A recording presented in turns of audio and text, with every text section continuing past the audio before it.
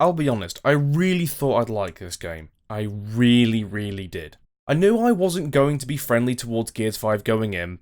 I was antiquated with its business model, already had my theory of Microsoft's future developed. Now, to be clear, I wasn't being actively biased. As you remember, the game endeared itself to me in a limited way. So after that landslide of misery, I thought it'd be nice to play something good and be positive for a change. What I actually ended up playing was pretty mediocre. The worst kind of game to review. They're boring, so you can't get passionately negative or positive, and you end up with either a padded or super short review due to the lack of interesting shit to talk about. So instead, I'm going to provide a limited review of my short time playing it, before explaining why the Game Kitchen are hacks that should have let the game stay in the oven a little bit longer.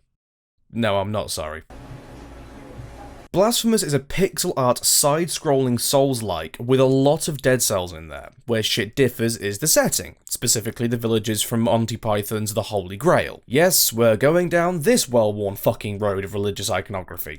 Better than the significantly worn road of, hey, isn't Alice in Wonderland a little bit weird, I suppose? Actually, that just gave me an idea. From Software, could you make a Souls-based game about a dying fictional Disneyland? Sorry, I'm supposed to be reviewing Blashphemous here. You'll forgive me if this game is so fucking boring.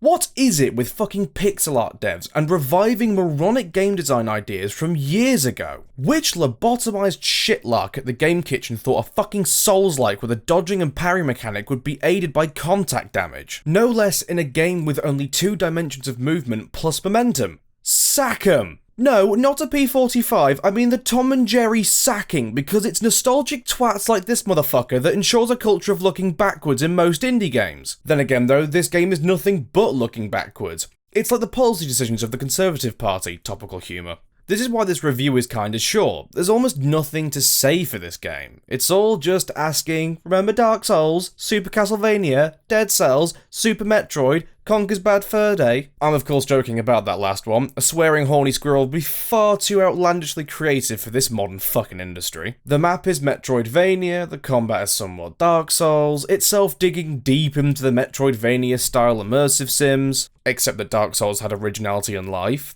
In a sense. The environment is beautiful thanks to the art, but hardly original, nor originally presented, as it does the whole vague thing that Dark Souls did, but with a third as much structure and sense. It's boring, dull, grey, with shitty, undodgeable enemies.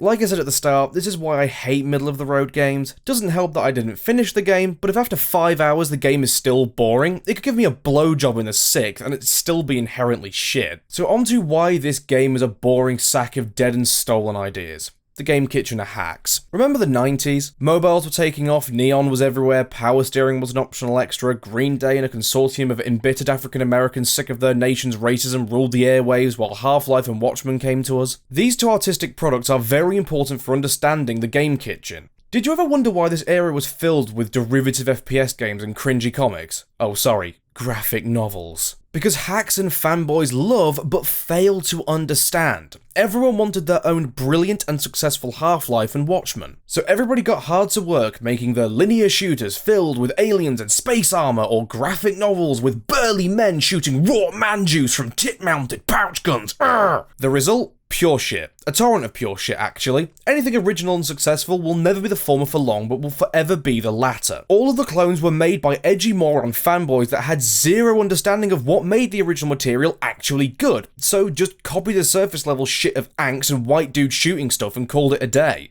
In the case of Half-Life and Watchmen, it was their writing, a deep exploration of philosophy, the human condition and mankind's place in the world. Thus the Game Kitchen are hacks. They ripped off Metroidvania and Dark Souls because they're good and they liked them without understanding what truly makes them great. Yes, the combat, yes, the art, but the atmosphere of Dark Souls, the marriage of that which is familiar with that which is alien, the sense of being an insect in a huge and uncaring world of the maligned and damned that expect nothing from you but more misery and failure. Blashphemous' treading of familiar settings and people treating you like the anointed class dunce hardly evokes much intrigue, does it? Especially when your lore is all flowery, impenetrable gibberish. But we copied Metroidvania too! That's the fucking problem, fuckknuckle! Yes, you copied Metroidvania, and you did jack with it. Dark Souls took that idea but expanded it to a huge feeling world without a map and a flowing directional design, showing you the once present grandeur of this world and similarly showing the decay and how pathetically small you really are. Symphony of the Night was the first to introduce this system of world design, a huge technical achievement for the time. Doing it now just makes you game number 85 million and isn't that impressive. Even Metroid Advance from fucking years and generations ago did more with this than you. Oh look, this thing is out of reach, guess you'll have to backtrack. You mean like every fucking one of these fucking games? Fucking hell, do you know how many recent games have done the same goddamn thing?